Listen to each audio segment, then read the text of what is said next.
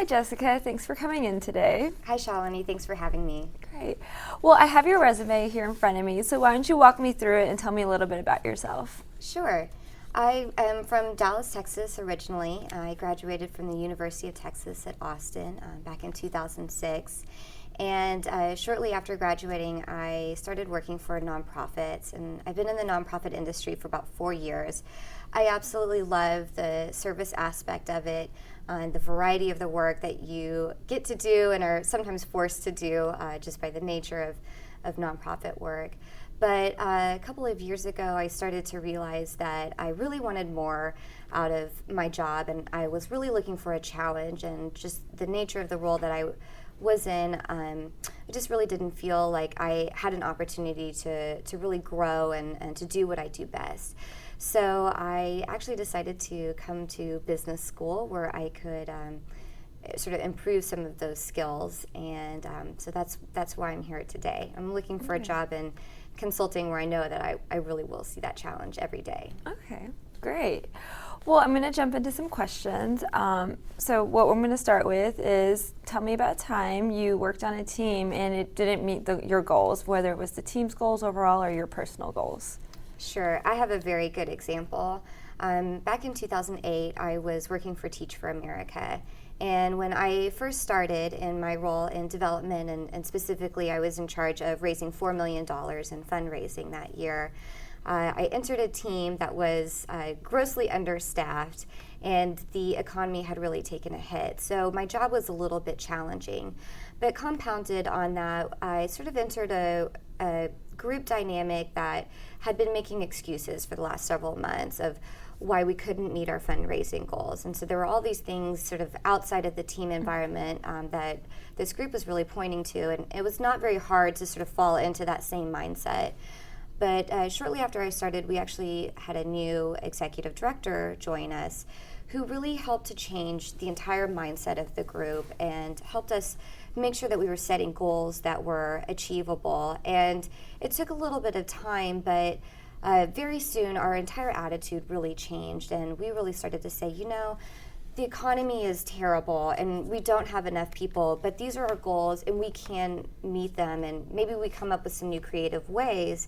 And ultimately, we did come up with some new creative ways. We threw on a gala that helped us reach our gap. And ultimately, at the end of the year, I was actually able to raise more than $4 million, and our entire team was able to reach its goal of raising over $6 million for the Houston area. And so it was quite successful, and we were able to train and support the number of teachers we aim to bring to Houston. That's great. Sounds like a great turnaround story. Yes. Okay, well, tell me about a time and you were working, in a team or something, and the person's style conflicted with yours. How did you handle that? Sure. Most recently, before coming to business school, I worked at a nonprofit called the Asbestos Disease Awareness Organization. The group is largely volunteer-based, and there are only 2 paid staff members. Okay. And the nature of the work is a bit chaotic, and it has very much of a global reach. My manager at the time, who was one of the co-founders, had very much a management style of sort of throwing everything out in the morning, and then we would just spend about an hour sort of talking through all of the ideas that she had. And in the beginning, I found that was really quite a difficult way to be productive. But over time, I realized I could help bring some structure to all of the creative ideas that she had, and she was so ambitious in doing so much. So very early on, I learned more how to provide more updates and manage up, and I realized that's really what it was that she was wanting, and just the morning was her time of kind of thinking through things. And so when I was able to sort of understand that a little bit better, we were able to work much better as a team, and those hour-long morning meetings eventually grew down to about 15 minutes, and then we could just get through the day. That's great. So it sounds like you really reached out and kind of understood her style in that case. That's exactly right. Okay. So why do you want to work in consulting, and why specifically for our company?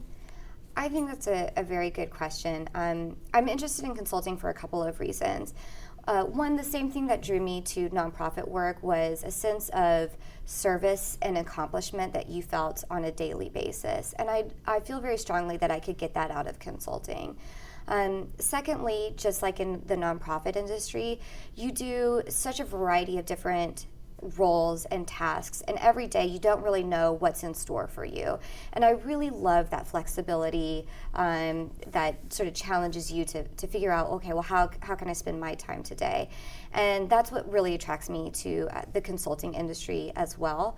But what I think I'll gain from the consulting world is just a breadth of different types of projects and exposure to so many different companies.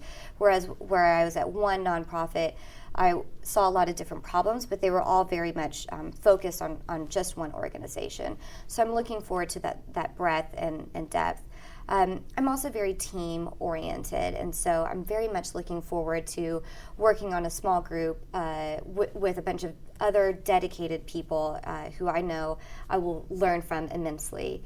But specifically for your firm, I think what attracts me the most is just your national and global perspective that the company has. And I'm really attracted to that because I think it's not just, I like the opportunity to work on so many different types of projects.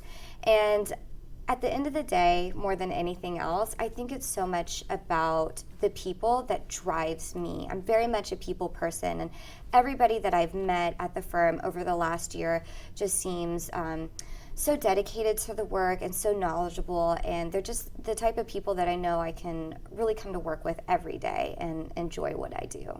Okay. Well, great. Thank you for coming in today, Jessica. Thank you, Shalini.